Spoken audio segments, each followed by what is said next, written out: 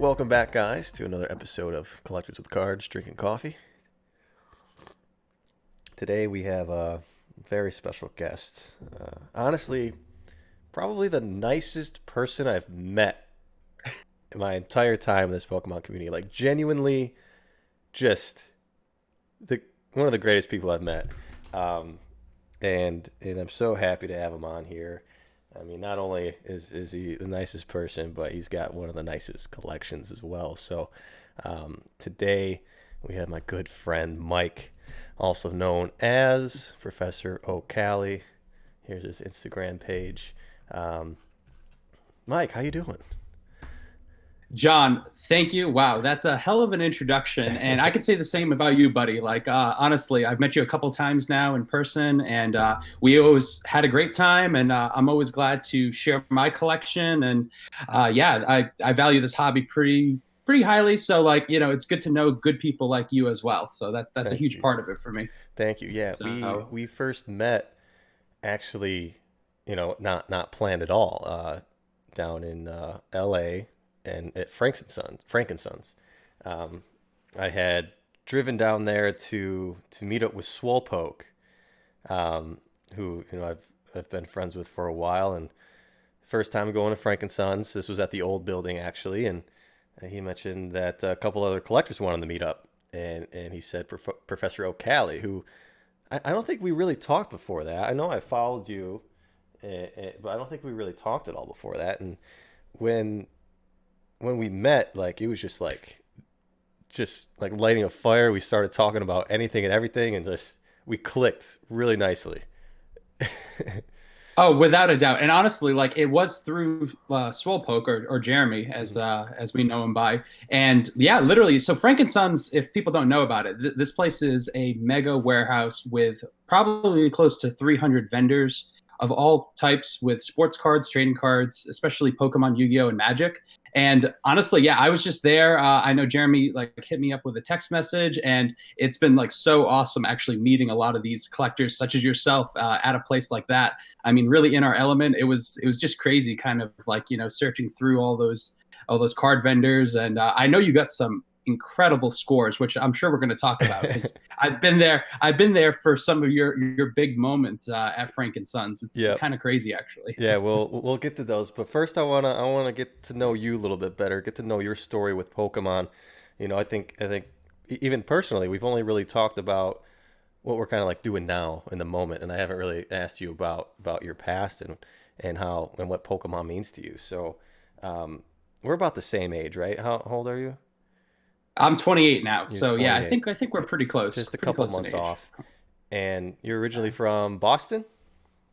From New England, Rhode Island in particular, so about an hour south of Boston. I grew up there, literally lived my whole life, and then after graduating from college, I moved to Southern California, and what a great decision that was, personally too, and then obviously like from a collecting standpoint, Southern California, extremely fortunate to be where I am in this hobby, and also in Mhm. Southern California. I mean, this is really the area that has given me probably the biggest advantage in terms of like building my personal collection and my Mhm. hobbies in general. Like I really like I mesh well with California. Let's put it that way.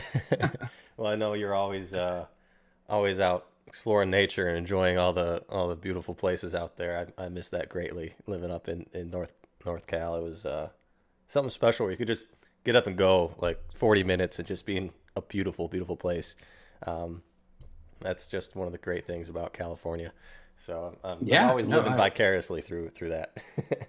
I hope so. Yeah, I've often debated how much to really share of like my other hobbies and interests. I have lots of other hobbies, I would say. So when it comes to something like my Instagram, which that's my really like my only social media presence, I try to keep most of my stuff strictly just Pokemon Mhm. related because I know obviously that's why so many people follow my posts and really enjoy it. But yeah, I'm definitely big into the outdoors, hiking, fishing, biking, just about everything. And sometimes it's cool to share. I think it provides maybe a different context or perspective for like where some of like us collectors are coming from, and Hmm. what things we actually find enjoyable. And who knows, maybe I inspire other people, to get some fresh air sometimes. And sometimes it's really good to clear your head and just like you can, when you get back into the Pokemon side of this hobby, collecting and everything like that, it definitely at times can be frustrating. So that mental reset is a really important part of being a collector in this hobby. And so that's one thing I use, especially my weekend trips. Enjoy nature, get outside, fresh air. That's a huge part of it. And I don't know how other people really deal with when issues come up or things get overwhelming, especially with this hobby. It's we take it very intensely. So like Hmm. things that really matter to people, money and like timing and issues with different people. And obviously there's been a lot of buzz about different scammers and everything like that. Hmm. Sometimes it just becomes too much. So having those other hobbies and interests are important too. So sometimes it's fun to share and hopefully inspire others. So Yeah, I mean, especially with a nostalgic hobby such as Pokemon, there's a lot of emotions involved. So, no, that's great that you bring that point up because, like, just myself listening to that wants me to go outside and step away for a moment because, you know, starting to do this full time and trying to put out daily content and do all this stuff is really taking over my life. And although I know it's something I want to do, I really need to set that time aside to kind of cool down and and get out of there because Pokemon is nonstop. There's people you can talk to around the world, so it's 24/7. It's always there if you need it, which is a beautiful thing, but it's also dangerous, which I'm experiencing right now. It's up till 4 a.m. talking with people, playing Among Us, and just not. I'm Yeah. okay. So yeah, literally, yeah. You can start your day. For the West Coast here, usually people in the UK are already like midway through their day, and they're already hitting you up on Instagram and sending you messages. And then throughout my lunch breaks and everything like that, just Hmm. like keeping track of all the people locally. And then all of a sudden, it's like it'll be 9, 10 o'clock at night, and someone will hit you up from New Zealand or somewhere in Asia, and you just start conversations. And yeah, it's literally, I mean, the deeper you dive into this hobby, more friends you make, and like especially closer friends, you start these daily conversations, and it's a great way to enjoy the hobby. But yeah, it can very quickly become a nonstop, like consuming Hmm. process day after day after day. Yeah, and, So and, yeah, and no, and it's you it's an important part. specifically, I really like our conversations. You're very engaged, and I really appreciate that just in our conversations because we can't do this all the time. So when we're able to text each other, DM each other, like it's nice to have a thoughtful conversation that way when most people are just kind of complacent and not really fully involved on the conversation. Exactly. And obviously when you get to know other people too, the conversation becomes less about just talking like deals or sales or trades or anything like that. And you actually get down to the core interest of like what these people are trying to accomplish in this hobby. And Hmm. once you start thinking outside of your own interests, you definitely help others and they help you too. And that's kind of a big part of how I've advanced in this hobby and gotten to where I am is through the help of a lot of different people. It's not possible to kind of hack it yourself in terms of just fronting all this crazy money or like sourcing all these cards. So like I mean I've benefited like tremendously from the help of a ton of collectors, many of which have been on your show. So a huge shout out to all of those guys. And honestly, yeah, I mean you obviously know all the great people in this hobby, and that makes a huge difference when really like getting embraced by the hobby as well, Yeah. to feel like you're actually a part of something. Yeah, it's a lot. It's a lot of it's great. Like you said, getting all these people to share their stories and share the history of Pokemon is just a fun thing to do. It's a fun thing for people watching. So, um, Yeah. you know, So actually, yeah. Go ahead. so actually, to back up, you asked about, okay, so we're about the same age. Hmm. Pokemon came out in '99. And for me, I would have been about, I guess, like 6 or 7 years old.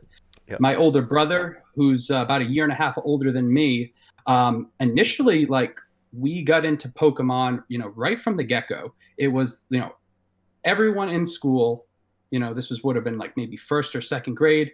I mean, Hmm. it was the cards, man. Like it was like overnight too. Like those Pokemon cards were literally everywhere, everywhere, every class, every recess like session, every the school bus. before school, after school, collecting those cards. It took a little while for my parents to like, get us Pokemon cards, and the local toy stores like Toys R Us, KB Toys, 7-Eleven, they had limits on the number of packs that you guys like that you could buy. So when my parents would go into the store, my mom would buy 5 packs, which was the max, and then my dad would buy 5 packs. That way, my older brother and I, we each could receive like 5 packs. And at the time, it was only unlimited base, and then eventually jungle and fossil. We were there for the original like base set packs and everything like that. Hmm. I never saw any first edition or Shadowless packs that I remember, but again, I was only like 7 years old. And every single Sunday, 5 packs, my brother, myself.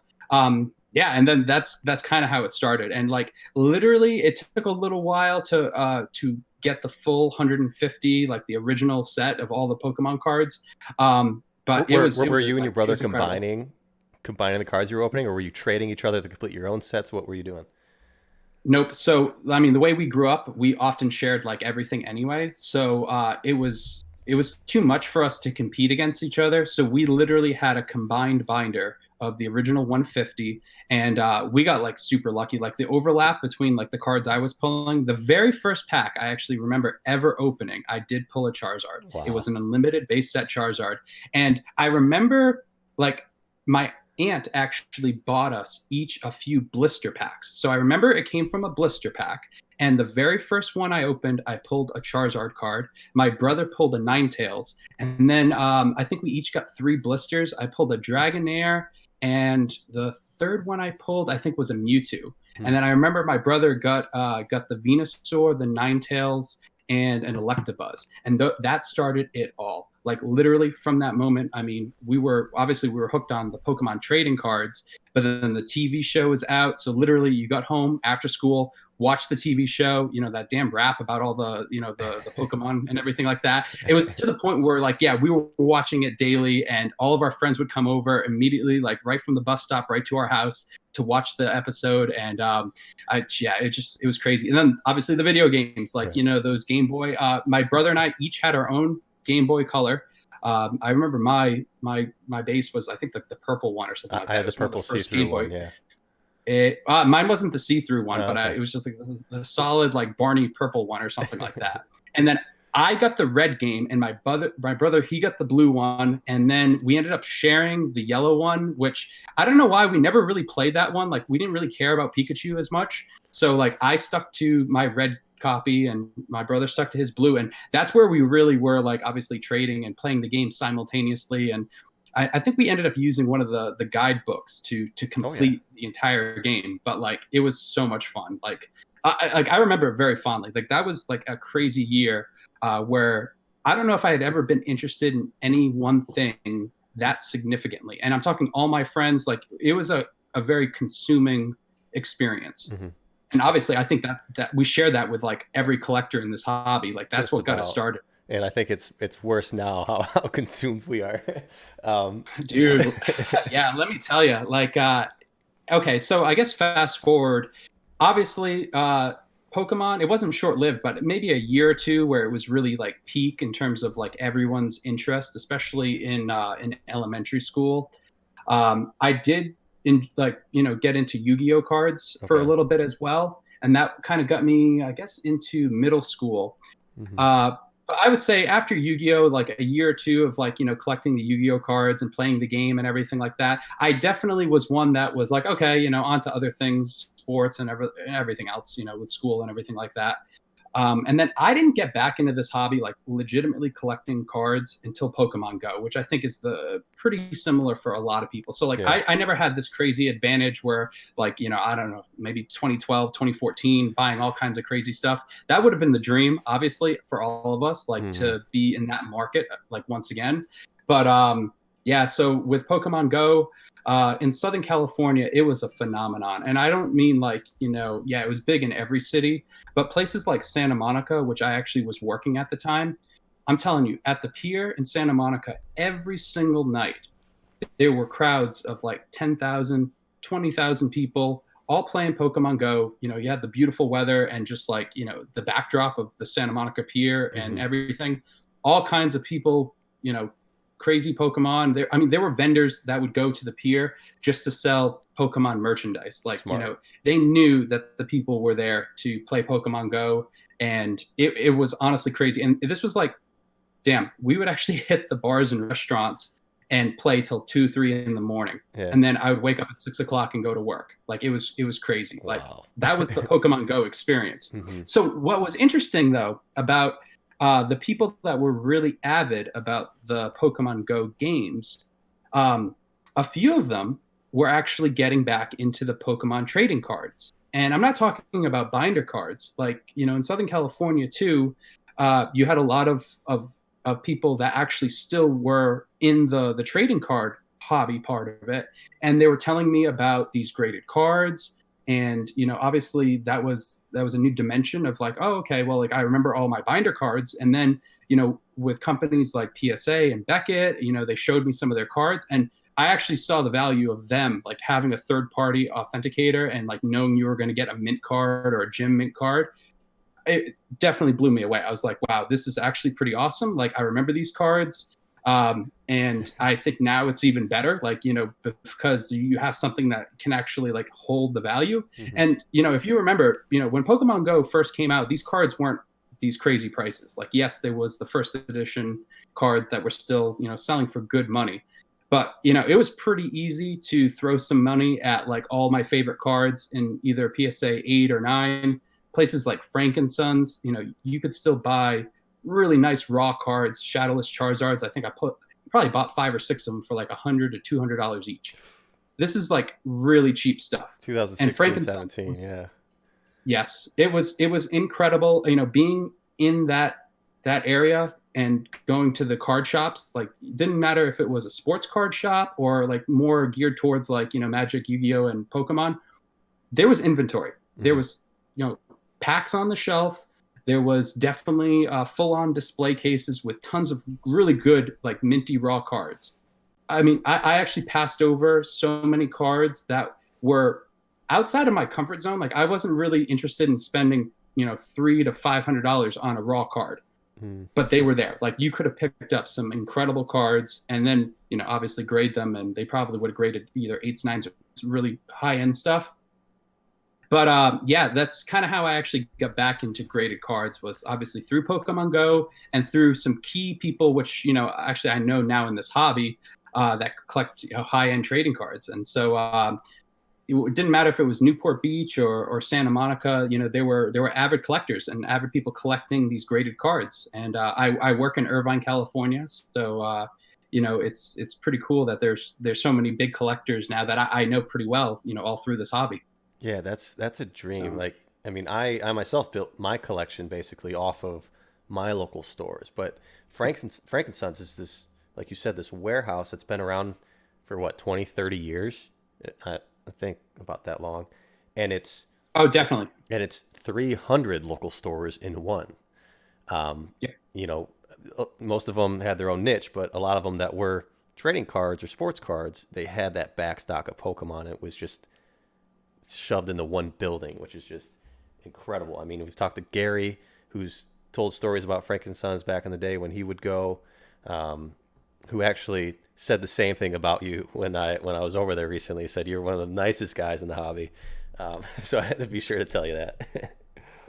Oh, definitely. Yeah, I got to visit Gary again soon. Honestly, every time I visit or talk with him, you learn so much, and the Mhm. guy's collection is honestly legendary. So like, yeah, he's definitely a huge mentor. Like, he shares a lot of the same interests I have in like first edition and Shadowless cards, and Mhm. to me that's just awesome because he owns like All of all these amazing cards. So yeah, yeah, yeah, yeah. And he's, he doesn't really like to sell them. I mean, I know he has to some really like, high end collectors, which is awesome because it just builds the greater, interest in the hobby when them. other people like, some of these celebrities start owning them. And it's just, it's pretty humbling to know that, they're coming from a real collector like Gary. And, he's only willing to sell, when it actually benefits the hobby as a whole. It Right. gets the name there, it gets the brand of Pokemon, and yeah, it's pretty cool to see, especially over the last 2 years, how extensive this hobby has now reached. I mean, it's there was a time where Obviously, I think in 2018 there was a bit of a decline from the hype of Pokemon Go, and everything kind of surged back in terms of like the number of people interested in, especially like high end graded cards. And ever since COVID, everything's just absolutely exploded, and it's now affected even the local level. I mean, you go to a place like Frankensons, and everyone that visits Frankensons is generally aware of the increasing demand for all of these Pokemon cards, and they're willing to now spend what a year prior would have been a ridiculous, crazy asking price. You have people forking over $1,000 for a card, over the counter, and that's like, And that would have bought the I whole think top Frankensons, shelf at last year. and everyone's in that same mindset of like, wow, like I gotta buy this card right now. It doesn't even, these aren't graded cards. Like a lot of the cards you'll see at Frankensons, they get a lot of binder collections in off the street, and then they'll actually, takes time to grade a card. So they'll actually have them available for sale at a hell of a premium for a raw card. Mm-hmm. But you can tell, I mean, if you've got an eye for the grading, and what a card might grade at either PSA or Beckett, it's worthwhile to sometimes spend the premium money for a good raw card that you might have been the first or second person to see this vendor's collection, what they have available that day. So every week at Frankensons, it's you never know what is going to pop up. Things walk off the street. Base set boxes, all kinds of crazy old vintage WotC boxes can literally walk off the street and be sold to one of these vendors at Frankensons. And these vendors, they're in the business to make money, so they will pay cash and make an offer for something that they know that they can flip and sell at that store. And that's where, as a frequent visitor of Frankensons, I have been fortunate to obviously be there for days when a new vendor brings in this amazing collection, and it hasn't even hit eBay, it hasn't gone to PSA. You've got first dibs, or like at least the first look at some amazing cards and other collection items, obviously sealed product and everything else. I mean, so in Southern California, there used to be actual Wizards of the Coast stores. Yeah. So these stores would sell vintage like WotC products, everything from obviously Magic the Gathering to Pokemon. I mean, you can find some incredible like vintage WotC merchandise and crazy things that weren't available to small card shops across the country. Really only available here in Southern California because you have these actual like brick and mortar WotC stores. And every once in a while, something comes out of the woodwork and it shows up at a place like Frankensons. We had an it's outlet. just cool. We had an outlet WotC store at one of my local malls, and the only memory I have of it, and I wish I don't care to go back and buy everything. I just want to go back and see it because they were going out of business. We went into the store, and the only thing we bought were Star Wars packs. Because for whatever reason, Star Wars had just come out, I think. That's all I cared about. We bought Star Wars packs for 10 cents each. Just bought them all. My dad just bought them all for me. I cannot imagine what was behind the shelf, or like behind the register of Pokemon, Magic. I mean, that was Legendary Collection era, E-Series era.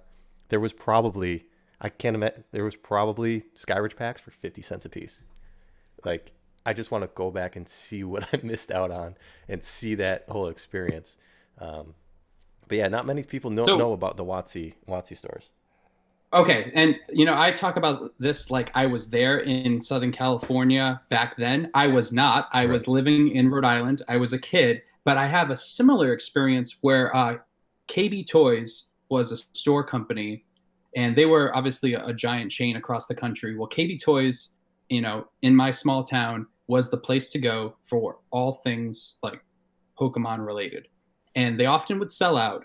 But I remember after the initial hype of Pokemon, I guess this would have been like either 2000 or 2001. So like, 2 years passed, everything started dipping. Sure, there was new WotC like Pokemon product, like, the E-Series coming out and everything like that. Probably the tail end of Neo as well. Well, you could literally go into KB Toys around this time, a couple years after the fact. And I remember the clearance rack would have base set booster packs marked down from, I think it was $3.99 for like a base unlimited pack, with the little barcode and like a handwritten In red. 99 Hmm. like in red. And I've that bought was so many of those common. packs. Yeah. Incredible. Like honestly, there was a time where these cards, these packs were literally dirt cheap. And you could go and you could probably fill up an entire like grocery cart filled with packs from, I mean, every set, Neo, base, jungle, fossil, like everything. Let Pokemon me. definitely had taken. If you have one, I would love to see it. I've actually considered. Now, there So was a I've actually. time Okay. where I bought, these are all opened, where I bought a bunch of long packs that had the KB Toy sticker on them. And I wonder if I I have any wonder. in here. Okay, so here's the crazy part. So Yu-Gi-Oh at that time was actually just getting more popular. So the Yu-Gi-Oh stuff was probably still selling for exactly, man. Let me tell you, that is exactly what I'm talking about. 99 in red, KB Toys. If that came from like, southern New England, either somewhere along the coastline, Rhode Island, Massachusetts, like who knows if it was from my KB Toys I'm as gonna a kid. send you Who that. I'm knows? gonna send you that pack art. That's yours. Hey, there we go. I appreciate that, John. Oh man, too kind. So anyway, so when Yu-Gi-Oh started kicking up and Pokemon was going downhill, actually KB Toys went out of business around that same time. It was early 2000s. And so I have no idea what happened to all of the back inventory for all of these toy stores. KB Toys was just one of them, but there was a large number of other, like I think Toys R Us was actually going out of business at some point as well there. Um, I just know that a couple of years later, I wasn't actually in the hobby collecting cards or really looking for Pokemon cards, but I remember flea markets. Flea markets somehow ended up with all of this sealed product because I do recall sometime in the early, mid 2000s going to a local flea market and damn, I don't think I've ever seen so many base set boxes and packs and other crazy stuff. And it was just all for dirt cheap. Like I couldn't even quote the prices, but I guarantee you could buy, vintage WotC booster boxes for, pennies on the dollar. Who knows if it was $100, $200, $500. It was whatever the case was. It was probably dirt cheap. But I remember seeing it, and the same thing. I have family that live in Florida. There's a giant flea market in the Orlando area. We went there one Saturday, and this was when I was in high school, and I remember seeing all kinds of crazy Pokemon stuff. It wasn't in high demand, and it was just available. And all the people that were in the hobby back then, hats off to you for really investing in that stuff because I liked Pokemon. I never like turned away Pokemon. I always Right. remembered all the characters and loved it. But to invest in it like that, wow, that would have Yeah. been I mean, something, it man. was really just a timing thing. I mean, I wish I was one of my older brother's ages because my oldest brother, like I say this all the time. If you're that 32 to 35 range right now, you just hit this golden time to get back into Pokemon because we all kind of hit that we hit that nostalgic bug kind of right after college where we're finally done hanging out with friends every single day, every single night. We have some time to ourselves. We're working. We have money, and we're you get a little bored, so you get that nostalgic bug, and that's when it comes in. If we were a couple years older, man, like it would have been a different story That for us. That absolutely is 100% correct. So I graduated from college in 2014. I didn't really give myself any time to do anything else. I just started work and everything Hmm. like that. And even if I would have started that like first or second year, ahead of Pokemon Go, you're talking about like, a fraction of the cost for every card you can think of. And obviously, when I first started, my income was X, and now I'm literally making twice as much as I was making, Hmm. starting out. So like it helps tremendously to progress through and now have this income to play with, and it's that much more fun Well, when you can honestly buy anything you want. since you say that, Pokemon was X when you were making Y. Now it's 1,000x while you're making 3y. So Yeah, it's a little different, but you're still able to, I guess, be a little bit more frugal, or yeah. yeah, But the key thing, at least from my perspective, and one thing that really benefited me, when I first started buying like Pokemon, I was buying like everything I could get my hands on. PSA 8s, PSA 9s, raw cards. Living in Southern California and being in the proximity of PSA, I could grade cards anytime I wanted to. Everything was like a quick turnaround time and everything like that. And so that's one thing where I invested in cards, and it didn't even matter if that card, was going to grade a PSA 8 or 9.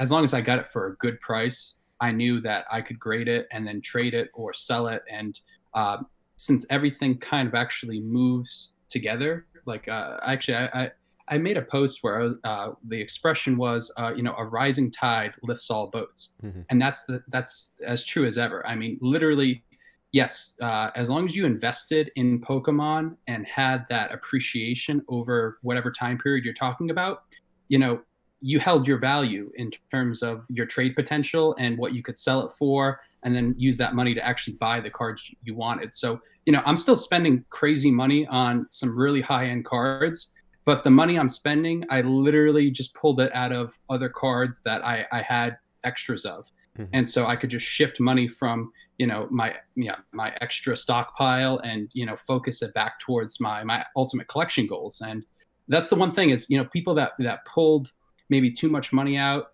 and then literally just held the money. I mean, that's where you actually lost ground in terms of your potential to really progress your immediate collection. So like that was one thing is I never kept money out of the hobby. I was, well, what does that tell you?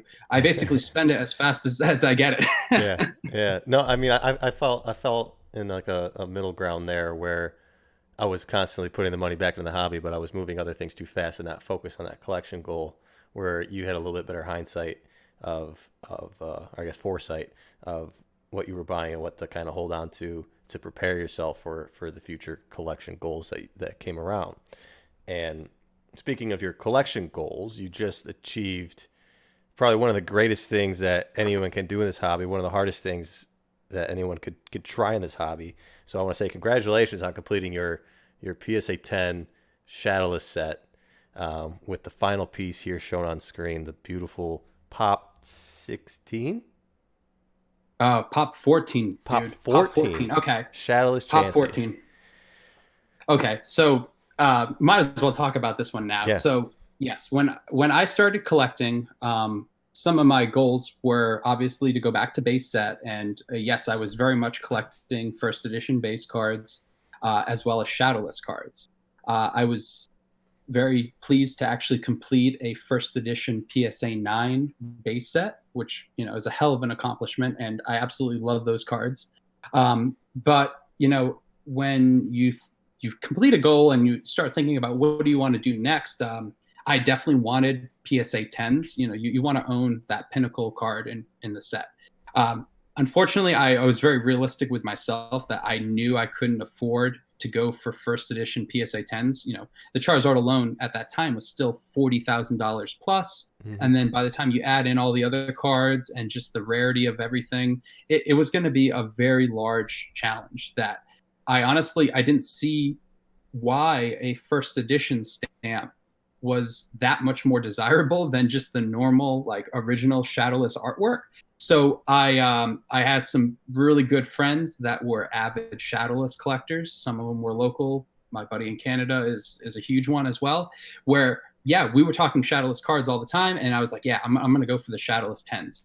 But that's like kind of crazy. If you actually know anything about the population reports, the Shadowless 10s are actually really, really scarce in comparison to the first edition cards. With that being said, there was always a stockpile or inventory of these Shadowless 10s on eBay for, yes, not the rare cards, but like, I always saw Nidoking, Hitmonchan, Gyarados, Poliwrath. They were low pop, but they were always just floating around on eBay at a fraction of the cost of the first edition 10s. Mm-hmm. So anyway, I jumped into, after the first edition PSA 9 set, I decided to go for the Shadowless 10 set, following in the footsteps of a couple friends of mine. And, there were a couple massive hurdles. Looking at the population report, this Chansey, Pop 14, I mean, I'll tell you right now that I actually know who owns 13 out of those 14 cards. So that means that there's one that I've never seen before, just floating out there somewhere. But the other people that own those 13 cards, it's actually only 9 people. There's a couple people that have multiple. Mm-hmm. These are the biggest names in the hobby, and these cards are not going anywhere. So like that's something to like actually like put into perspective. These cards are rarer than a lot of other trophy cards. They're a lot rarer than a lot of other bigger cards. They're in the hands of people that do not want to move these cards. Like they see the value and potential and just how awesome like these Shadowless cards are. I mean, it's the original artwork. Let's not, fool ourselves. It's just missing the stamp. The stamp's valuable, no doubt. I have my own perspective on just how much more of a premium you could say that it deserves. Yeah. And so I was really excited to try to collect these Shadowless 10s, and I started seriously at the end of 2018 just to put that marker out there. And you finished it and on November 27th, 2020. I did it 2 literally years. On Friday. Yes, 2 years, and the last piece is this Shadowless 10 Chansey. It wasn't the Charizard. It was the Chansey. No. Okay, so get this. The Charizard, which I'll actually show you the exact copy. Finish the Chansey story. You flew to Texas. Oh, okay. So I flew to Texas. A buddy of mine, Aaron Mansfield, he is Pokemon Gem 1999 on Instagram. Mm-hmm. Good friend. We've been Shadowless collectors for a while now. Hey, so I'm not on Facebook, but he messages me probably mid last week. He's like, Mike, you're not going to believe it. In one of the Facebook groups, a Shadowless 10 Chansey has hit the market. He contacted me. He could have bought that card and flipped it to me if he wanted to, but he knew what this card meant to me. And this was like within like half an hour of that listing hitting Facebook. He contacted me and said, Mike, I could get this. He really wasn't in the position to really buy it at the price that it was listed at. And he's like, Mike, you need this card. And I was like, oh yeah. Like I knew I wanted this card when you told me that it was available. Mm-hmm. So, I mean, I didn't care what the price was. This is the last piece I needed. And it's incredible that Aaron passed this opportunity to me. I'm forever grateful. The 2 people I dealt with to buy this card, in the Texas area, Julian and a guy named JC, awesome collectors. They've been in the hobby for a long time. They're not really present on Instagram when it comes to showcasing their amazing collection. But let me tell you guys, are the real deal. They've got some incredible cards. I mean, these are actually PSA 10 collectors. Like I'm talking, they have the best of the best. For them, it was their time to obviously move some of their bigger cards. Hey, the nicest people you want to work with, it's easy transaction. I mean, I was like, hey, I feel more comfortable. I'd rather just go and meet you in person. I'll fly, we'll go to a coffee shop or something like that. And hey, we ended up talking for like 4 hours. Great people. I mean, I learned so much, and I'm going to keep in touch with these guys. But I guess what I'm saying is this card, there's a story behind every card when you actually have to, put in effort. You can't just buy this card on eBay. Mm-hmm. This card doesn't exist in the open marketplace. You have to have these advantages, and you need good people that are resourceful and obviously understand what your goals are. And that's the only way I've actually acquired a large number of these cards. They're that rare, and it's incredible. This last piece, man, I'm telling you, it's public, right? It was listed on Facebook, right? What was the listing? You don't have to say what you paid. What was the listing? Oh no, I paid listing. Okay. It was $25,000 for this card. That's more than what the Chansey sold at PWC. The first edition Chansey sold in PWCC, isn't it? I sold one in private, actually. Oh. A first edition PSA 10 Chansey, which fully paid for this card. Plus some. So, and some plus some. So that's okay. So that's what I'm telling you. Like, when you have goals, you got to stick to your goals. Like, I would love to keep every card I've ever owned. I mean, let me just tell you, like, I've owned a lot of other really amazing cards outside of Shadowless 10s. You just can't keep them all. And that's the thing is, like, know your goals, and then, be prepared when something incredible comes up where you need to actually go for it. Be prepared to, like, mentally just let that go. You owned it. So, like, you can always look back on whatever photos you have of the card, or, I don't know. I'm not, once I mentally relinquish a card, that's it. It's like it's out of sight, out of mind. I owned it, whatever. It was cool to have that card, but I'm more grateful now for what I actually the decision I made, and now that I've actually completed this set. I mean, this I've got extras of a lot of cards, but this set is going to be in my collection for a very, very long time. Like it's pretty incredible to actually complete all 16 of these hollows in PSA 10. It's just there's very few people that actually have it. Let's Well, put it that way. congratulations. It's really Yeah. awesome for you to complete that goal. So Thank you. Thank touching on you. the Charizard, you picked that up this year as well, right? Or was it No, last that year? was okay. So that was last year. That was early 2019, right? Okay. Okay. And at the time, actually, I'll post about this at some point. But I started out with a Shadowless PSA 9 set, and so I completed that. And then I actually went after the Beckett 9.5s, and I actually completed a complete, Shadowless PSA or BGS 9.5 set. I never actually posted about it because it actually happened really quickly.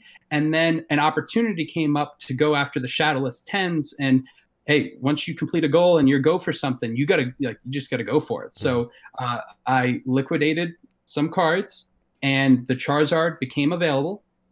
And so this card right here, I'll see if I'll hold it nice Oh yeah. and still here. Okay, so this Charizard card, right? Hmm. It came from an old school collector. He was a Pokemon YouTuber. I believe his exact handle was Crack Rock McCabe. He's been brought up on the He podcast before. Okay, well, he's a pretty cool dude in terms of like, honestly, he's an avid Pokemon collector. It's just unfortunate that I know, he actually kind of had a falling out with the community in some ways, Hmm. and he pieced out. He kept a lot of his cards for at least a year or two after, he kind of departed. And, I stayed in touch with him. At first, it was actually just through eBay. He was selling bunch of lower end cards that I was picking up, and I knew what he had. Like he was pretty prominent in the Shadowless PSA 10 community. Like he had a full set and then extras on top. So his Charizard was the last card that he wanted to sell, and he went through a process of auctioning off all of his cards. But I didn't want that Charizard to go to auction because like you never know. Like the demand was growing for Charizard cards. Long story short, I had acquired at that time. I still had my first edition PSA 9 Charizard. I actually had three of them in my possession. So I had three PSA 9 first edition Charizards, and I offered all three of them to him. I'm like, okay, I need the Shadowless 10. I'm done with first edition. Let's make this happen. And he was so interested. He was like, "Oh, dude, three PSA 9 Shadowless Charizard or first edition Charizards, like." Yeah, like that's awesome. He had actually, I think he may have owned one in the past, but he didn't have any first edition Charizards in his collection, and he was done with Shadowless. So it just made sense. Like the actual dollar value of the trade was pretty equal. Hmm. Well, he was looking actually for some cash because he owns a log cabin in somewhere out in Ohio, or maybe it's Pennsylvania. Regardless, he needs some cash to fix his roof or to get a new roof. So I was like, oh, okay, yeah, no problem. Like, I'll sell one of these first edition, Charizards, and I'll trade you two, and then I'll just hand you the cash for the rest of it. It so easy to work with. He was like, yep, done deal. I think I made the deal on a Wednesday, and then Friday night I took an overnight flight from California all the way to Pennsylvania. He met me at the airport at like 6 in the morning, and I chatted with him for like an hour. Pretty cool dude in person and everything like that.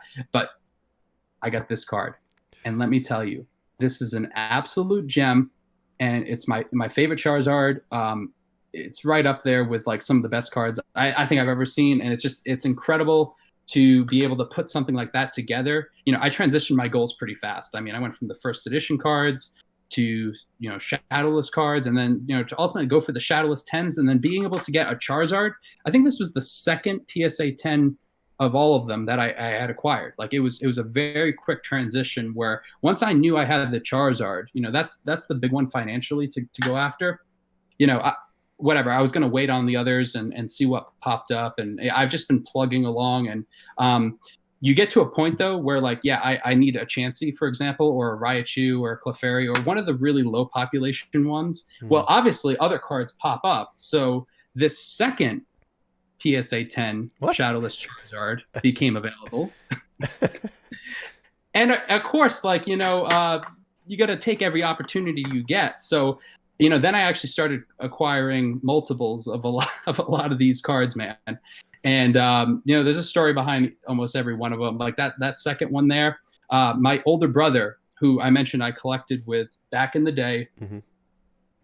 he obviously he's actually a couple years older, a little further in his career, but he never actually got back into this hobby. Like, Pokemon Go, I don't even think he downloaded the game on his phone. But I told him when this second PSA 10 Shadowless Charizard became available, I told him if one becomes available and I need help to buy it at a good price, like you got to buy it. And his answer was, "Oh yeah, absolutely." So, I mean, without a real conversation, I convinced him that we had to go 50-50 to like offer and make a competitive offer and just lock up this card because this was right around like just before COVID was really kicking up. And This so is the the one I value of the remember. card, Yeah. yeah, so the value of this card, it was in an unknown. Okay, so there was one that sold on PWCC for $25,000. That was the last public, data point for this Shadowless Charizard, and there had been increasing demand. I had seen a lot of like public, want to buy posts for this card. Well, I had already known the owner of this card. I had communicated with him several times and knew he owned it. He really wasn't open to selling, but he had this number in his head of $30,000, and I actually figured that the market demand was greater than $30,000. So of course, I knew he wanted $30,000 for this card. Uh, I didn't want to pay his full asking price, and you never want to start off with what you're ultimately going to offer this guy. But anyway, what really got him convinced that this was like to sell to me, and I do this for every high end card. You go in with making this guy's life as easy as possible. So I told him I will literally fly to you, so you don't need to worry about shipping, and I will literally pay all cash, and you will never have to worry about taxes or anything crazy when it comes to dealing with chargebacks or PayPal or eBay or any bullshit. Like literally, you want to make these people's lives as easy as possible. Well, when I told him I was going to do X, Y, and Z, fly to him, pick up the card, pay cash, done deal. Whatever he wanted. Hey, that was it. It convinced him. We had already done some business together previously for some other like smaller cards, but enough to build some good reputation with him. And yeah, so it just needed the money. I asked my brother if he was down to split a first a Shadowless 10 Charizard, and of course he said yes. And yeah, and that's how number two came about. And we know Um, recently that TCA purchased one for $100,000. So your brother is loving you right now. oh, oh, he is overwhelmingly pleased. So we've only owned that card for 7 or 8 months now. It really hasn't been that long. And obviously, we're all familiar with the current market of Pokemon and how everything has doubled or tripled in value. So you're right, Rusty. He put out that video there, and yeah, he got a Shadowless 10 Charizard. It's a rare card actually on its own. It's Pop 54, Okay. which is actually well less than 50% of the population of the first edition copy. So you're dealing with a smaller pool of Shadowless 10s, especially for the Charizard. I mean, that's kind of incredible. Yeah, and So that's where you ultimately fell in love with Shadowless cards was that rarity aspect and lower pop aspect, and the fact that you could, it was more of an achievable goal at the time you were going after it. Um, Obviously, finding out that the Chansey would take you 2 years, but so yeah, one little education thing on the Shadowless that I haven't really talked with you too much about, but you dove in deep in the Shadowless and started finding like different variations of coloring and hollow patterns and stuff like that. Have you tried to do separate collections of each? talk a little bit about that. Yeah, so and there's a bit of a gray area with everyone's understanding for exactly when Shadowless cards were printed, Hmm. versus the first edition copy. So when you look at a Shadowless card, it is actually identical in every single way to the first edition copies, with the exception of that stamp. And then the stamp itself, there's the thick stamp and the thin stamp. So my understanding of Shadowless in perspective to the first edition cards is that actually every single first edition card started off as a shadowless, like, okay, it was printed in a shadowless sheet without any stamps of any kind. And the actual stamping process, they selected certain sheets and they were then, aligned on some other secondary printing process, and then the stamp was physically added. So if from that perspective, like the only reason why this is not a first edition, PSA 10 Charizard is literally because that sheet was physically, not selected for maybe a QC reason. Maybe the alignment of the front and the back of the sheets wasn't really strongly aligned or anything like that, or print lines.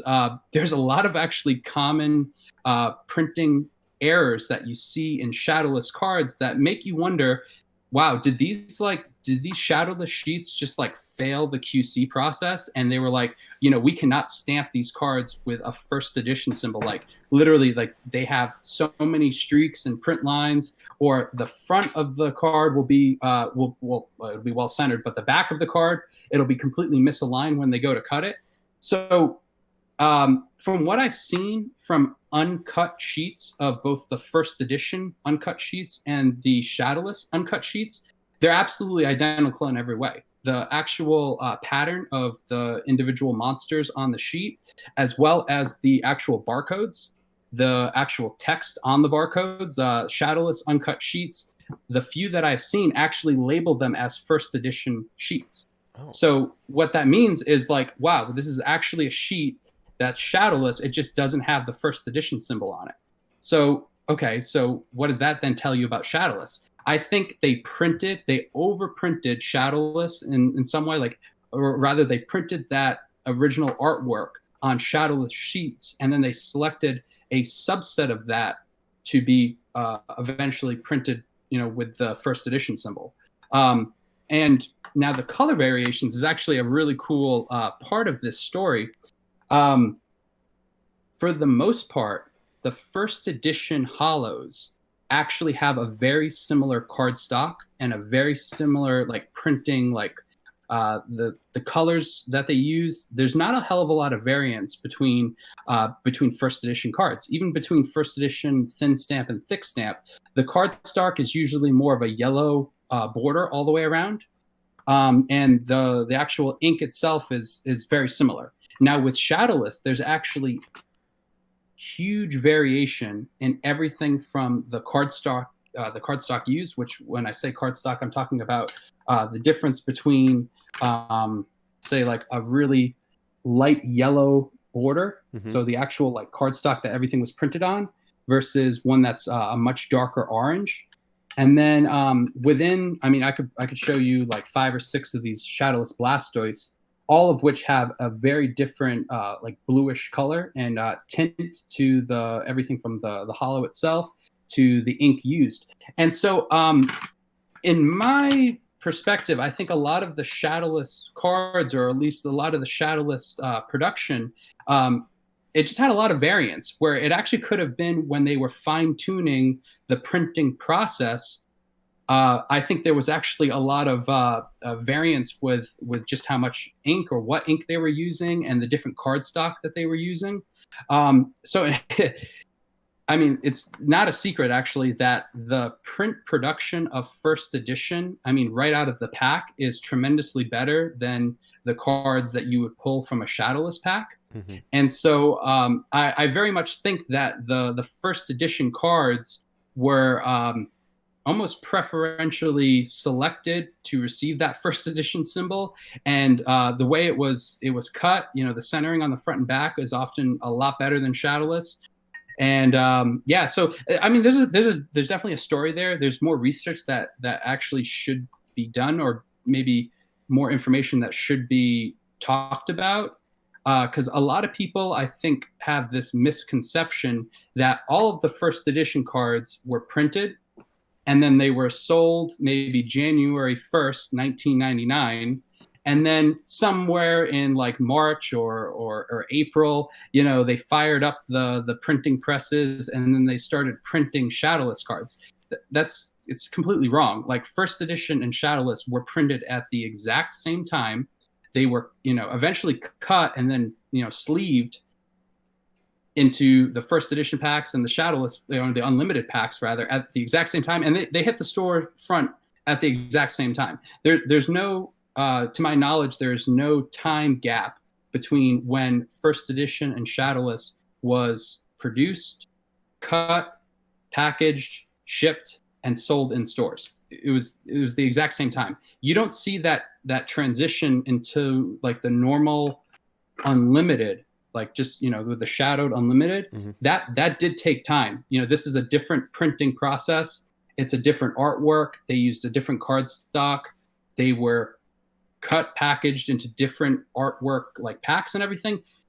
That itself is a different print production or print run.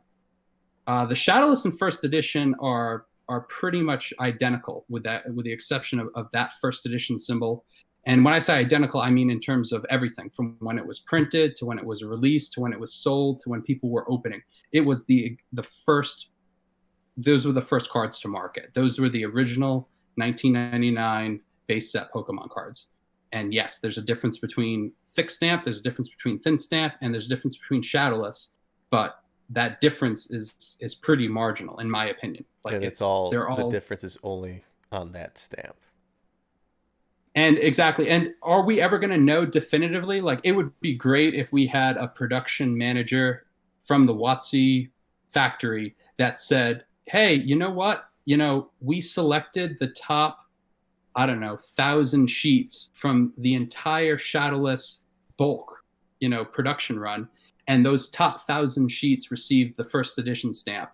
And somewhere they switched from a thick stamp to a thin stamp.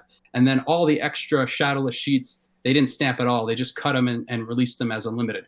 That's kind of how I see like everything shaking out with the first edition and Shadowless. So in my opinion, like there has been a long misconception that Shadowless is somehow this massive secondary run.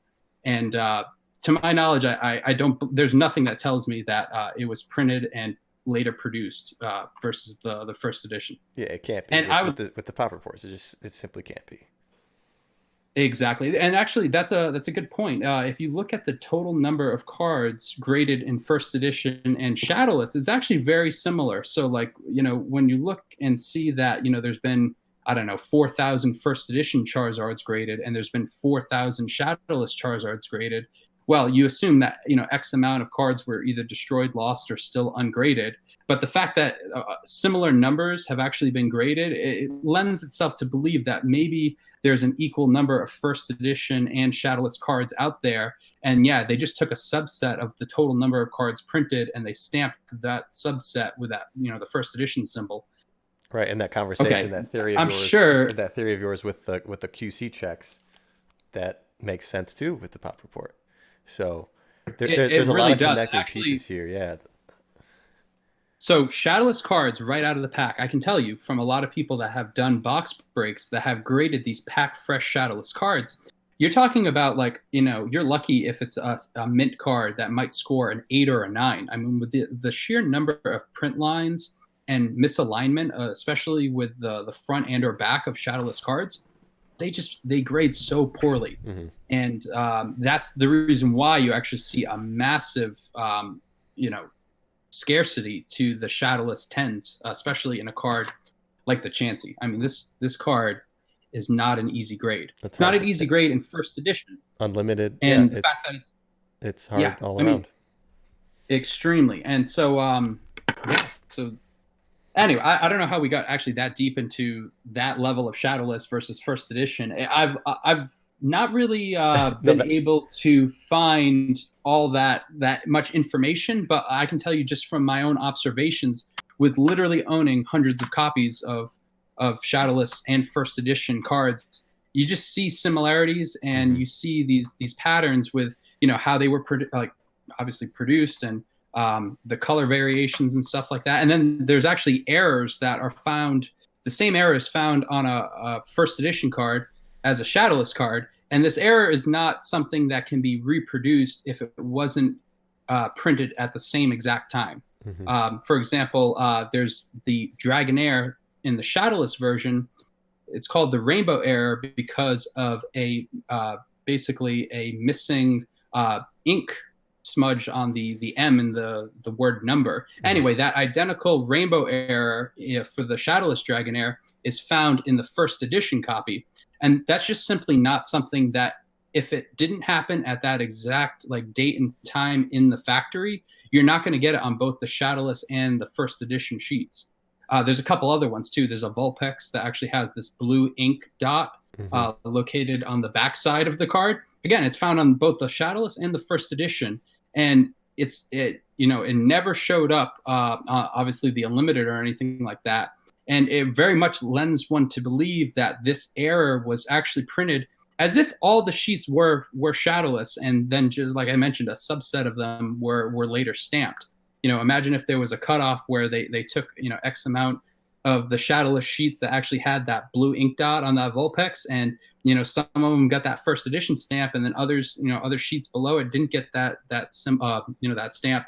And when it was cut and released, you have both of them having that identical error, which it's very bizarre. So there's a couple things like that I think most collectors actually may never notice or really ever care about. For Mhm. them, it's like, oh, first edition is first edition. Right. I always knew Shadowless and like all the other big collectors that collect first edition and Shadowless. They appreciate just how awesome the Shadowless variation is, and it definitely has its place in history in terms of just in the upper echelon of tiers. Shadowless to me is a lot closer to first edition than people realize. Yeah. Why am I biased? I mean, sure, I own a pretty awesome like shadowless collection, but there's details that I think if you don't ignore them, you would reach a very similar conclusion to what I have. And I've talked about it with other collectors, and there seems to be like it makes sense. Like, oh yeah, like that actually is probably true, but is the entire hobby going to adopt that same viewpoint?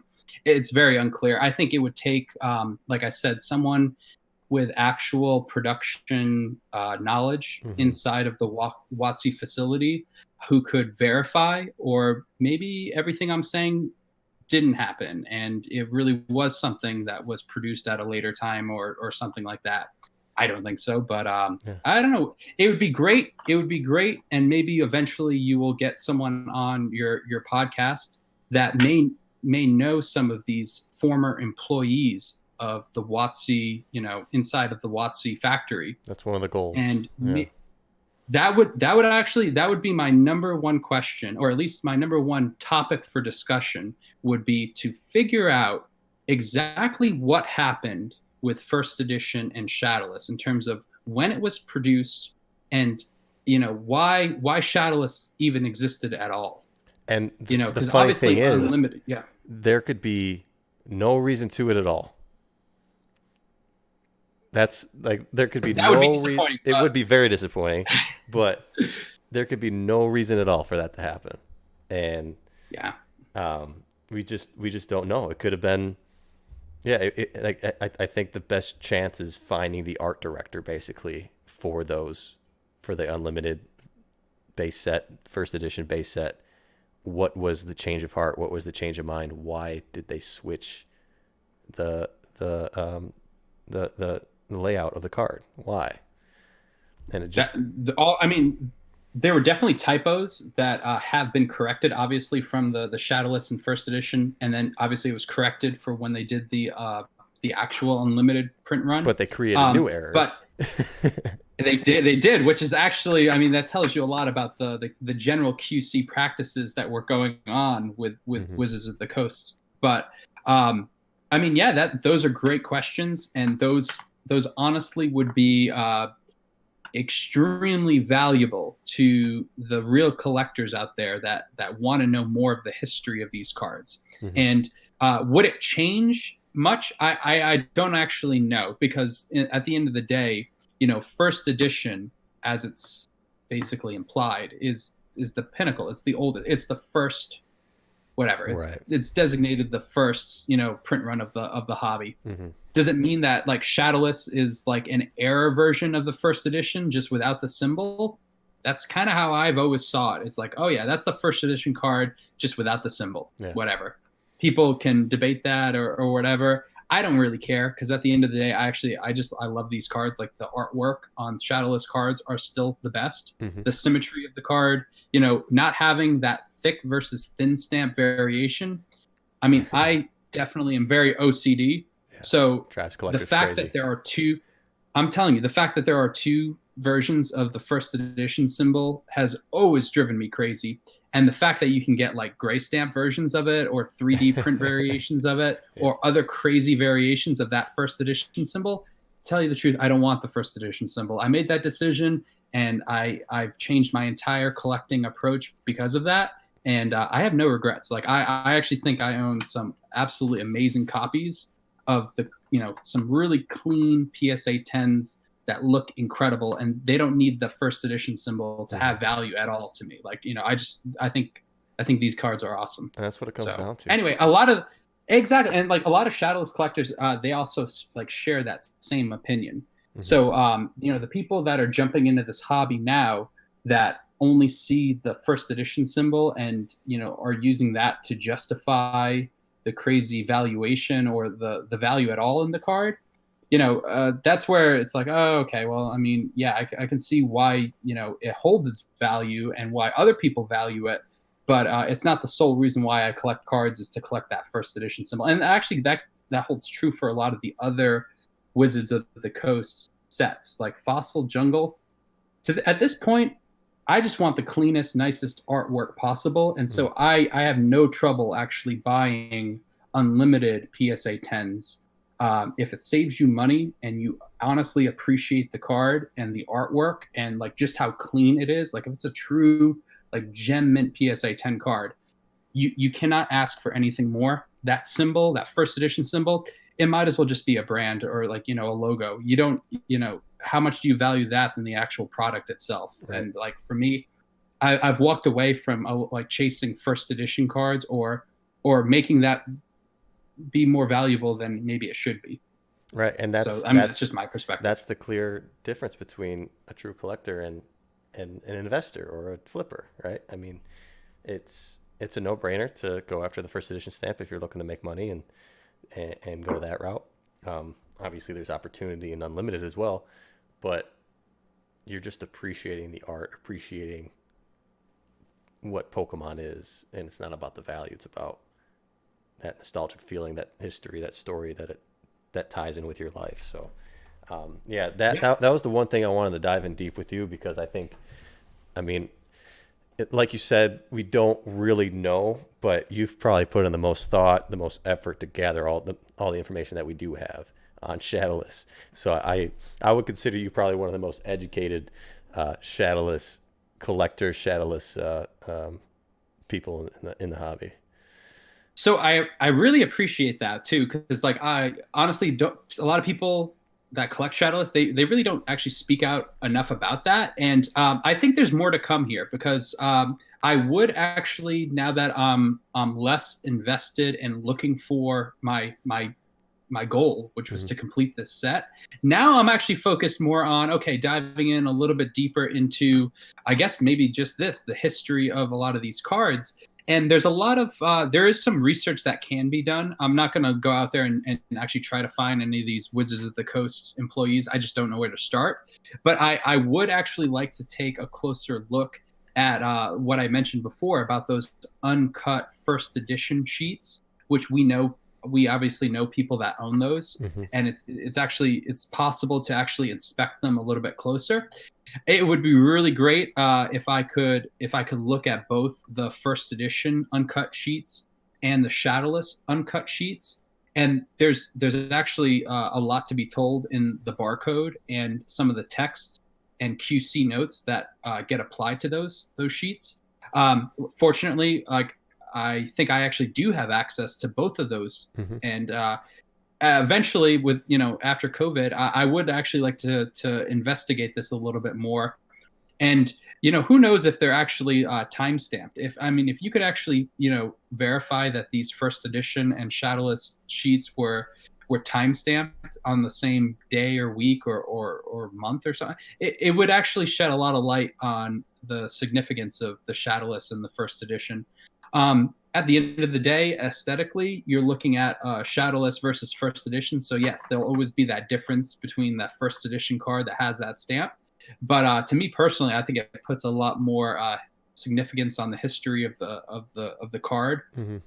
And then it's another hurdle trying to get anyone else to actually believe it. So in order to make this knowledge presentable, it would require a good amount of careful crafting of a history that is interesting enough for people to actually read, and informative where you could actually maybe change someone's opinion. And at the end of the day, what would I actually be trying to do? Would I be trying to somehow increase the value of Shadowless? I don't know. I don't think that's necessarily possible in an open market. It would require a lot of very informed collectors to embrace that new information, which is extremely hard to do.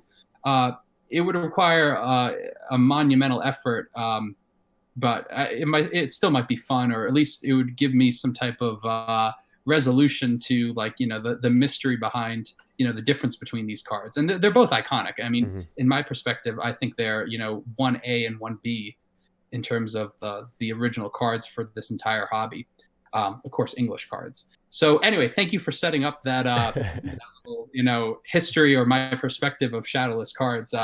I'm pretty passionate about that, so I still am, and I'm going to continue to be. And while I'm not going to go crazy like trying to collect multiple copies of all of these Shadowless cards, I definitely am still planning to dive into Shadowless a bit more. So Well, once yeah, once I, appreciate I run my resources dry here with my podcast and get all the guests that I want to have on them, uh, plus I think I need to give some time for some of the people that we know to um, be more willing and even capable of sharing more information that they have either signed contracts with or locked up in their head. Um, a goal is to do some sort of documentary series to really shed light on the history of all this, on the cards, on the collecting, and and yeah, I mean, I know exactly where to start. When you say you don't know where to start, I think you know where to start on all that, on Oh, I think WotC so employees too. and sheets. Um, it's just a matter of timing, I think, right now with that world. So, um, I And see. honestly, there's plenty of time for that. Yeah, I Yeah. mean, we see all the documentaries on Netflix now of how the toys that made us, the video game stuff, um, that's out there, and that's still 10, 20 years older than what Pokemon is. And I keep asking myself, why isn't that out there? And I think that's the answer, is because there's a time issue, with what people are allowed to say that worked at Wizards back in the day, and um, what people know now that have talked to those people as well. So, um, yeah, we just need some time, but we got to keep plugging away at it and really find out what's going on in our history. Yeah. Okay. So the history of this hobby is actually incredible. I mean, this is the largest media franchise of all time. Hmm. It's captivated billions of people like throughout the world. It was an absolutely massive phenomenon. Now, at least twice in our lifetime, Yeah. right? You got the original release, and then obviously Pokemon Go, and now we're at all-time highs in the collecting side of things, and that goes across, like across the board in terms of the trading cards and some other memorabilia and everything like that. I mean, it's really it's incredible how what I should say, documentaries have been made on far less.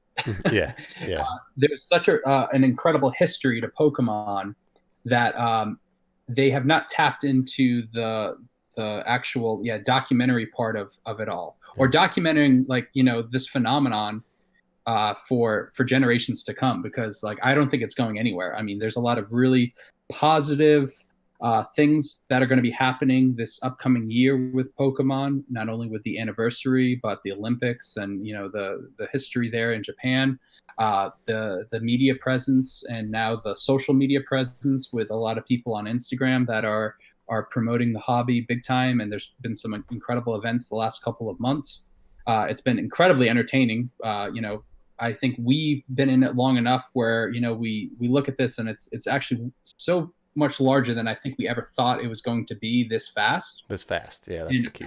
Yeah, This fast. I mean, yeah, it's taken on another level that's reached what could be like it's here to stay. I don't actually see any reason to think that there's like a very sharp like decline in overall demand. I think it's now got people pretty well consumed to the point where now they're comfortable with obviously spending good amounts of money on this hobby, and no one just walks away from Pokemon like back in the day to now.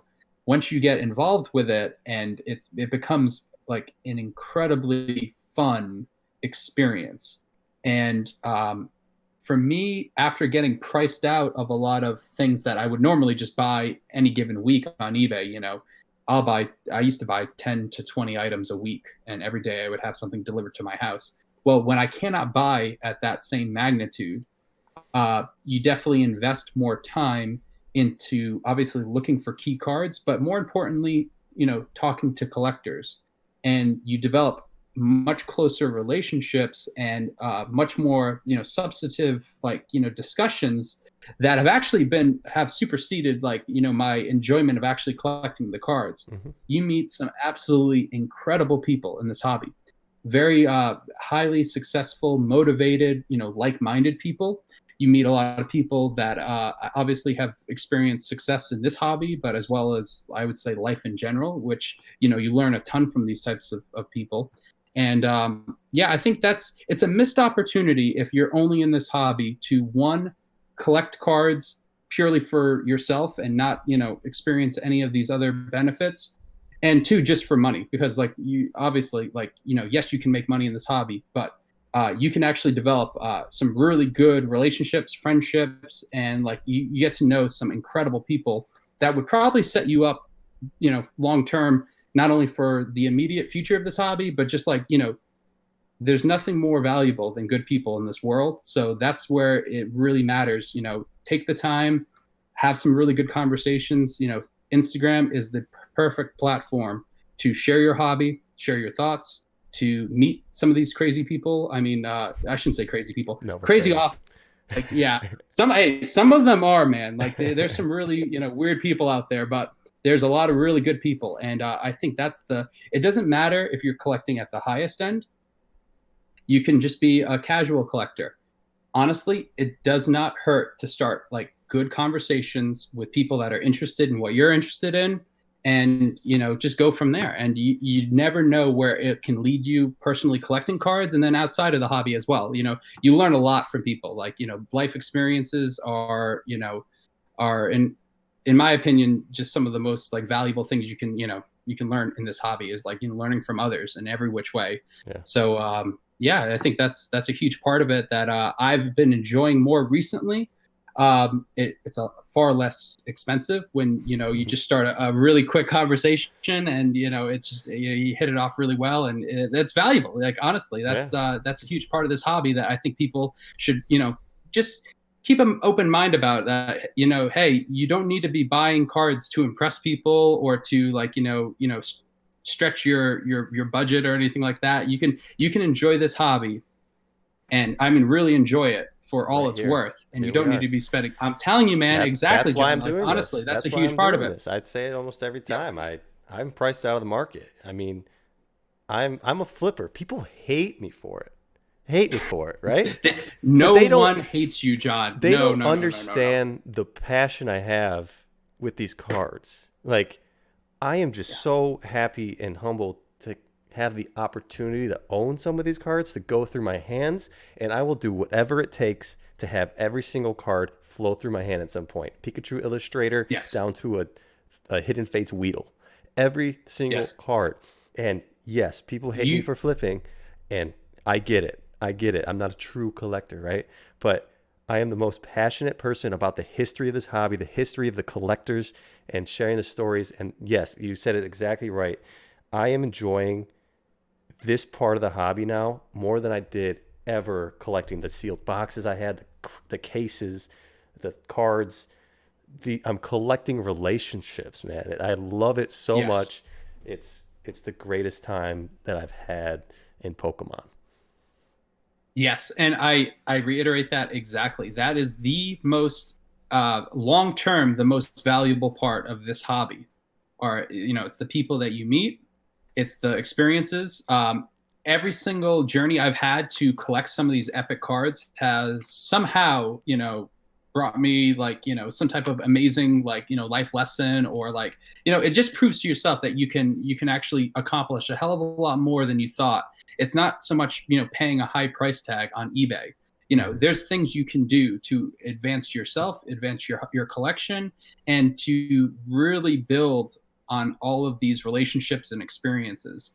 And yeah, it's pretty amazing. And it's not about what you currently own. I think actually that's another thing too. Is yes, I too appreciate seeing and at some point owning a lot of these other cards that I may not keep forever. Let's be realistic here. You cannot keep every card that you ever buy or trade or open or anything like that. So we're all flippers in some way, right? Like you want to feed the hobby by internally, sourcing your own cards and your own income. You can't just be pumping 10,000 a month into this hobby without having to a relief valve or some way of like recycling those funds Right. to advance your personal collection. So yeah, there's absolutely nothing wrong with the way that people have to provide for themselves and building the collection that they want. Let's get realistic here. You don't need to be spending crazy amounts of money on these cards to really have a ton of fun or to talk with any of us. Like I can honestly say anyone can like message me anytime, and I will probably I'll stop. The only way I stop chatting is if I have to go to sleep or some type of work obligation. Yeah. So that's just that's the way I've always kind of gone about it. And there's just a lot of awesome people in this hobby, so it's very easy to have a ton of fun, and that's what I plan to do for as long as I can. Yeah, and speaking of awesome people, I just lost the name on the top of my head, but the first time we were hanging out at Frankensons, someone else came. Mhm. Ryan? That first time, we had another John, right? So There was another Outsider John. Canine, I think. No, Yeah, no, there's no. another The John. first time. The first time. It was me, Oh, Jeremy, Ryan. Yeah, yeah. Ryan. So So my Ryan, my buddy Ryan. your buddy Ryan, Yes, yes, yes, he yes. Yeah. recently won a couple of the charity auctions I did for the Steve Aoki Foundation that got signed. Messaged me on eBay, was like, "Hey, remember me?" And we had a little conversation through eBay. I don't know if he's on Instagram, but I need to find him so we can have that conversation outside of eBay. Yes, he definitely is on eBay. I actually have his number, and I'll just text it to you. He's an amazing guy and an incredible collector that really no one knows about. He has, I think he actually has every WotC sealed box. Like Yeah, he doesn't have the first edition base box, but he right. has all the other boxes. He also has an amazing graded card collection, hmm and he's one that's a pure collector. He's really not involved on Instagram. I mean, he doesn't really have to prove anything to anyone. He just loves Pokemon, hmm has been in the hobby forever. I'm so glad he won your charity auction event. It was a great cause, and he's a great guy, and I'm sure he really will appreciate it.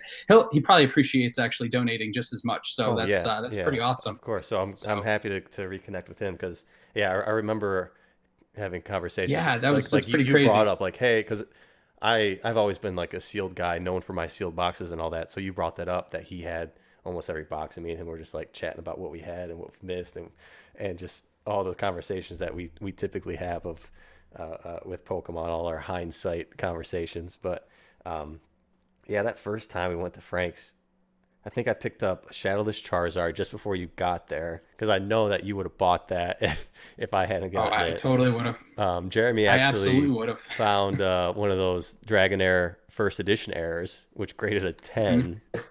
PSA 10. Yeah, the Shadowless Charizard graded an That's 8. like, I thought it would get a 9.0C. It was so nice. But yeah, like yeah. you could just find things and just sitting on the shelf 20 years later. And I'm sure it's harder now, and the price tags, like you said, are way higher. But dude, I got to get back out there because every time I've been there so far and it's only been twice, it's been in like some of the most memorable parts of my collecting hobby. Yes, and actually, let's talk about the second time we Hmm. all met up at Frank's, Yeah. right? And this was, I think it was planned for you to be there to open up some of those first edition packs with Jeremy with Yeah. Swolpoke, correct? Yeah. Like, I think the whole idea was like we invited a whole bunch of people, Hmm. and we probably only had maybe like I don't know For 8 or 9 of us that yeah. were true collectors that were there, Yeah. right? Because there was a couple of people that just randomly showed up too that come to find out they were on Instagram and we all knew them as well. Yeah. Yeah. Yeah. But Yeah. before that too, did you ever go over like some of the boxes you picked up that night? Like No, it was a so I crazy was, night for you. yeah, I was gonna mention that when you were talking about it. And sorry to the friends of mine now, like Paz Joker Games and Domino City Games, who have booths there. I know I'm not supposed to do this, and it takes away from their business. Um, but a gentleman and his wife walked in, and they were going from booth to booth with this bag of Pokemon. And I noticed that there were sealed booster boxes inside there. And I was just kind of like watching them like hawks while you and Jeremy and Nice Swiper and Outsider, We're just chatting. John, Yeah. were just chatting, looking at cards. And I just kind of went off on my side and was just watching these guys like hawks. And as soon as they stepped away from the booths, from like the Pokemon booths into like the main area, I Yeah, instantly just went up to walking them. around, just randomly Yeah, walking around. I Yep. instantly went up to him and said, "Hey, are you looking to sell what's in there? I will offer more than what these guys are offering you." And I told him like, "Look, we can't do this like in front of them. We have to do this secretly because I know it's just a bad look. It's frowned upon to do that inside a store type thing." So um, we get to the table. And this is before we open up. I think this is before you. Wait, when was this? Was this before I No, even no, met no. up with Jeremy? Dude, this was that night. This Yeah. was that night, and we hadn't actually like put together the group of people Yeah. to watch this live pack opening.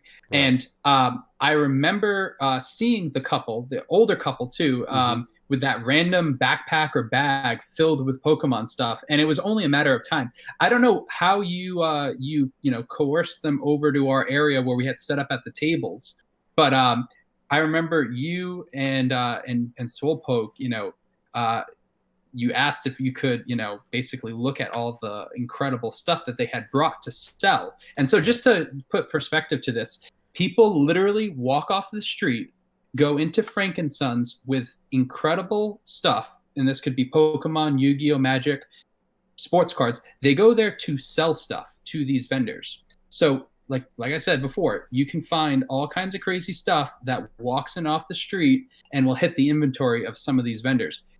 We happen to nicely meet these people Hmm. and invited them to sit down, and we let them know that you let them know in particular that you were serious about making an offer to buy what they had available Yeah. and go through They what did they have. so obviously, being me, I was just lazy. There's just cited purely on the boxes. He pulled out a first edition Team Rocket box and a first edition Gym Heroes box, and Sealed sealed, and minty too, like yeah. sealed, minty, beautiful boxes. So right off the bat, I asked, "How much do you want for those?" And then he pulled out a box of cards and said, "Well, I'm looking to sell Great. everything, right?" So no, there was only a few graded, but 95% of it was raw. He had the only things that were graded were base set Charizards, which I believe he had a few nines and a Japanese Yeah, nice. 9 or 10. The Japanese one, I forget. I think they were all nines. So I was trying to play this off. I didn't really want the raw cards. I was never until recently into buying raw cards and grading them. And now looking at hindsight, Jeremy walked away with much more money than I did. Um, but I was going through them all. First edition, base set, foreign, uh, no symbol jungle, like a full set, multiple set, uh, Japanese Neo, regular Neo, unlimited. I think a couple first edition. There was probably, I don't know, 100, 200 cards in there of just mint hollows. And like I said, no symbol, first edition, foreign base, good stuff. And I asked him what he wanted for the boxes and played it off like, I don't really care so much about the singles. I couldn't really make you a fair offer. It would take too much time. And that's when Jeremy walked up. Jeremy sat down and I said, hey, do you want to go through this box and buy them? So I kind of just handed him the deal, like, you can have these. And we closed out on a deal with the boxes of, shoot, what did I pay for both of those? I think I paid $3,000 each. Mm-hmm. So $6,000 for a This first is a edition first. Team Rocket and Gym Heroes. I ran to go to the nearest Chase Bank to take out $6,000 in cash. Yes. Come I remember back. you just disappeared, and I'm like, oh, I think he's actually going to the bank. Like, I think this is actually happening, and it Yeah. was a no doubt. Like, at that point, like, let's be real, we're all friends. Yeah. There wasn't a chance that Jeremy or I were gonna swipe those boxes. Right. So, like, yeah, we just kind of like, I remember just like talking to them for waiting for you to come back with the cash, and we were going through all their cards and everything like that. Yeah, I was texting and Jeremy and yeah, you. I was like, keep them there, keep them there, keep them there. I'm going because I was so scared they were gonna leave. And dude, incredible. So that started off the night. Like, literally, you had just acquired the first edition Team Rocket and Gym Heroes, Gym Challenge. I forget which one it was. Yeah. Dude, paid cash, incredible boxes. And then I guess Jeremy ended up buying all of the ungraded cards. I don't think any of us actually touched the graded. Yeah, we didn't touch the graded we cards. told them because the way that I play a lot of that stuff, and like you said, I mean, I don't know what it is with me and old people, but I just like connect with them right away and can make things happen. So we played it off like, hey, these are really good value. We can't give you what we think you can get for it. So we told them to hang on to them and hold off on selling them. So I think they really appreciated that coming from us, because when they're going up to the vendors, vendors are there to make money. They're a business, right? They're offering what they can. That's fair for their business. But for us, we were trying to make it as fair as possible for them. And they got a good deal at the time, right? That wasn't like a crazy deal. I mean, the boxes were probably $5,000-6,000 each, but I think I offered more than what he said the vendors were offering him. So yeah, the vendors. happy. Okay, let's get real here. This was pre-COVID, right? Mm-hmm. And so the all sealed product was definitely on the incline, but your offer was actually competitive. Like, I actually thought, hey, you know what? $3,000 for that first edition Gym Heroes box. That was a good price. Like, any of us would have paid that. But like, I don't think the box was like going on eBay for more than 4 or 5 at that time. Right. Like, obviously you're paying cash, so like there's an advantage to that, and that's what the couple was looking for. And actually, let's back up. The couple, right? They had a backstory, right? Yeah. One of the guy in particular was involved in the trading card business. He had, I believe, it was either a store or he had a store in Los Angeles, and he then became a mechanic of some kind or something like that, and just happened to have inventory in a off-site storage locker.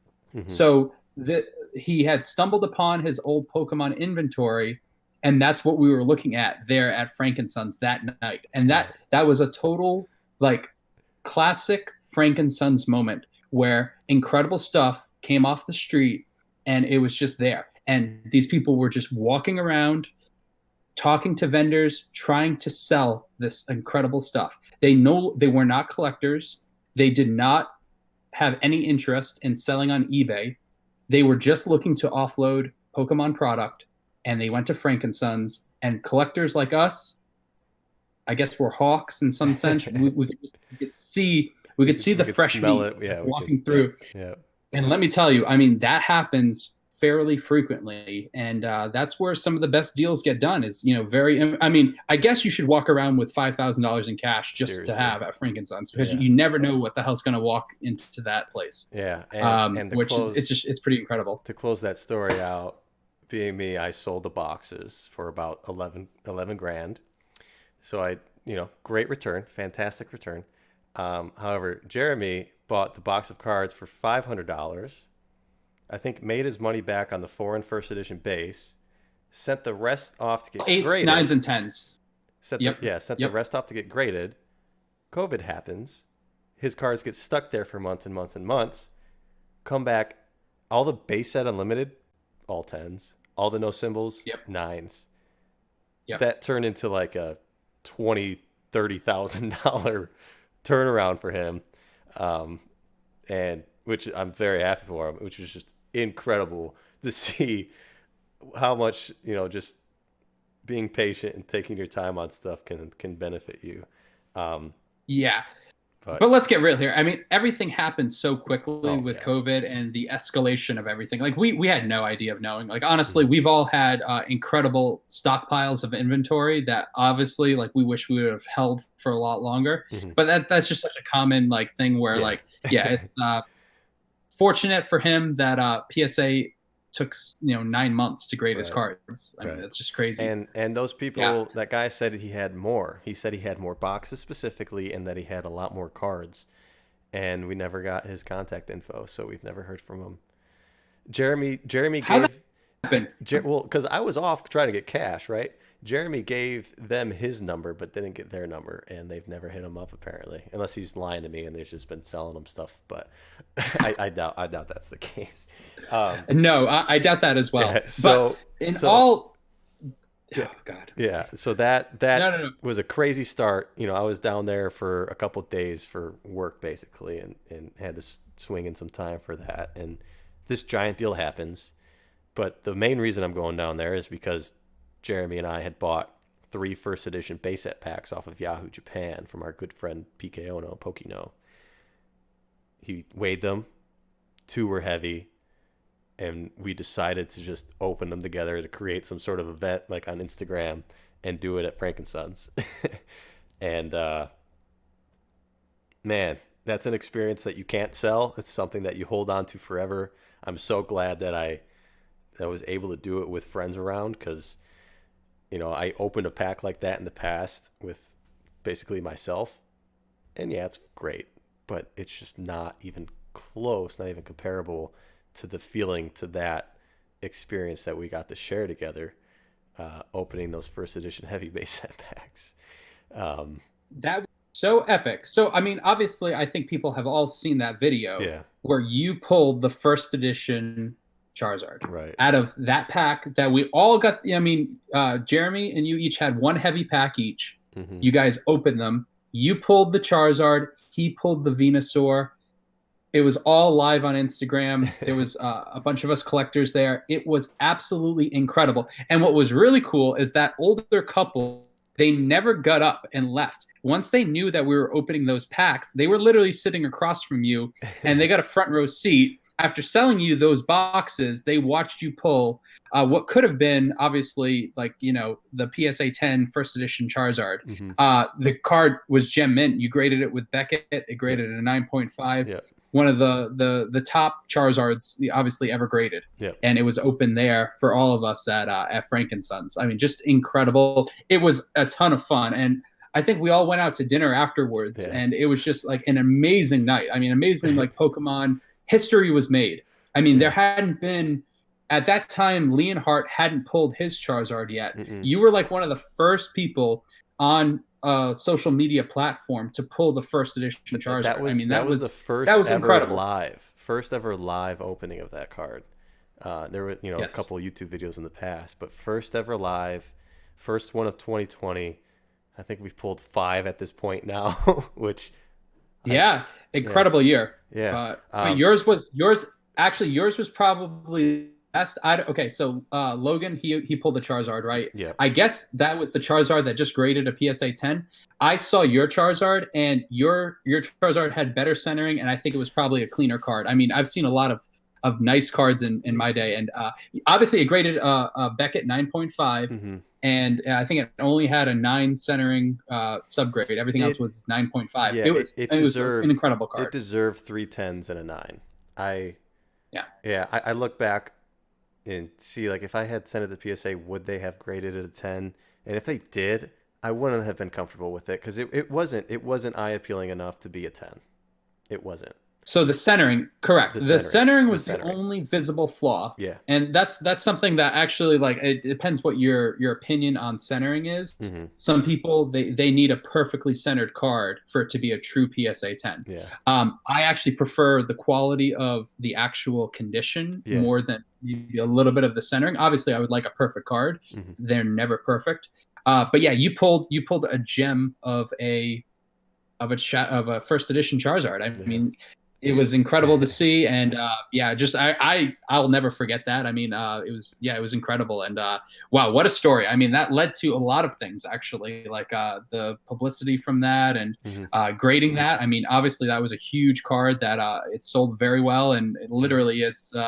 Probably the catalyst for a lot of other big cards that you now have, which is Yeah. pretty cool. Yeah, it's led to the Trophy Kangs and the Yep. Gold Star Umbreons and yeah, all that stuff. But yeah, but touch on the end of that night at dinner.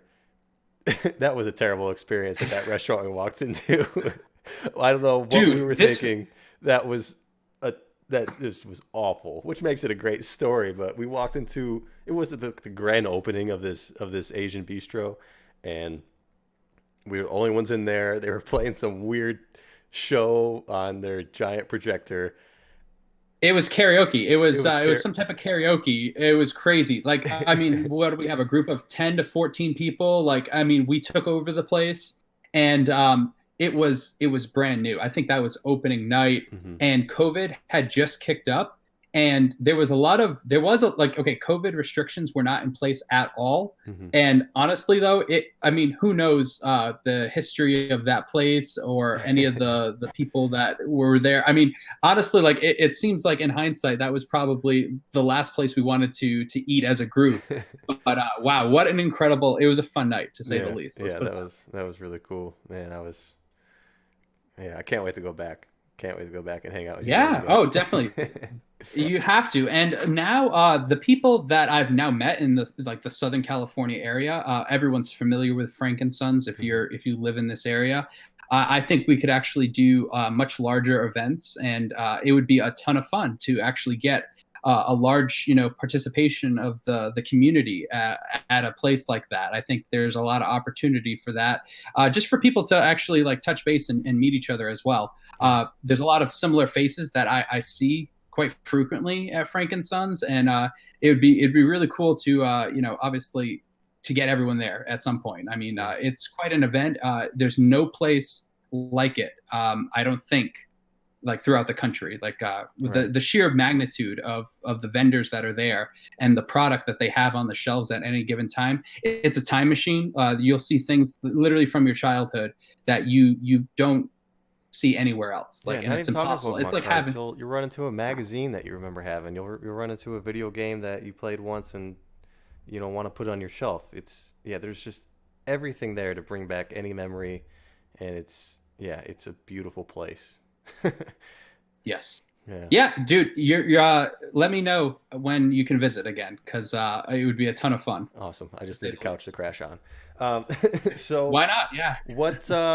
Let's end this off here with your next goal. Now that you're finished, I mean, I guess you talked about wanting to dive into more of the history, right? Um, but being a collector as we are, we're sick. We're sick in the head. So there's always going to be something else that you want. What's on your radar next? Okay. Uh, I definitely have valued like going after these sets, whether it was Jungle Fossil, First Edition Base, or Shadowless.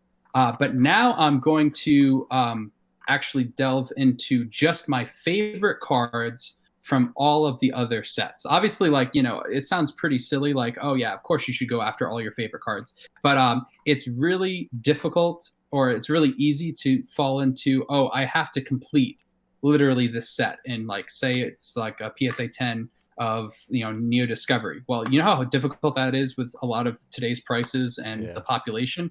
Well, there's so many artworks that are just incredible. There's so many incredible cards in Neo, in E series, in a lot of the EX cards. You can literally like cherry pick Yeah. so many incredible cards that are still very affordable, and I fully intend on being able to at least own at least one version of these cards from every set that I find most appealing. I like that. There's a lot of, yeah, exactly. So like at this point, I'm really just going to enjoy collecting purely for cards that I think are undervalued, are still obtainable. I'm just going to have fun with it. I really don't want to get trapped or to get bogged down with this notion that, to be fulfilled, you have to complete a given set of any kind. Because like, honestly, out of any other hobby, it's usually not the goal to like, be a diehard, set collector. Like a lot of people, especially in the sports card arena, they really only want the best of the best Right. in players that they like. For sometimes it's like their childhood, like their favorite player. Mm-hmm. Now, like as an investor, you only want the best of the best. That's where you can have a ton of fun. Free your mindset from like this notion that everything has to be completed and especially in a timely manner. No. Like at this point, just enjoy the cards you like, enjoy the Pokemon you like to collect, and there's definitely opportunities, and there's a lot of undervalued cards that are getting overshadowed by a lot of the high publicity of base set and jungle and fossil and Lugia and everything from Neo and everything like that. Come on, so like I love that you card, can honestly, dude. Yeah. Well, I regret selling that unlimited PSA 10 that I had. That's probably a big card right now. I don't know. Seeing that first edition sale was a little bit like wow. But no, I definitely plan on owning a ton of really cool cards here soon. Now I have the freedom to kind of go full into a different direction. So I'll have plenty to show you for our next podcast. Let's put it that way. Awesome. It'll be different though. Obviously, I had a ton of fun. So thank you for having me on tonight. That's for sure. Of course. No, I'm so happy to have you on. And, I tend to fall into this trap myself where I will buy something that I talked about with my last guest. And I don't know if I'll be able to afford what we've talked about, like a Shadowless 10 here. So I'll have to look in and maybe looking deeper and see if I can find something else. But yeah, dude, really. Oh, I'll sell you a card. Don't worry about that. I got plenty of extras. So yeah, just hit me up after this call, and we'll figure out something. All right, awesome. But yeah, thanks again for having me, and everyone, make sure you follow Professor Oak.cali on Instagram, and thank you guys again for all the support and everything that's going on. Follow my Twitch, my Spotify, my Instagram, PokeRadar, PokemonRadar. You'll find me. You'll see my logo. It's pretty easy to see. So thanks again, Mike, and I hope you have a great week coming up, and hope to see you soon. Yes, and I'll throw it back to you, John. You're one of the best people in this hobby. Entertaining as can be. You're honestly like I love the content that you're putting out, and so I look forward to supporting it going forward. And yeah, there's definitely a lot of cool stuff that I hope to help you with too. So just keep me updated on what you want to do, buddy. Thank you. It's always a pleasure. So I'm here to help. Thank you very much. I appreciate it. All right, have a Right good one. on. Thank you. You too, buddy. Take it easy, man.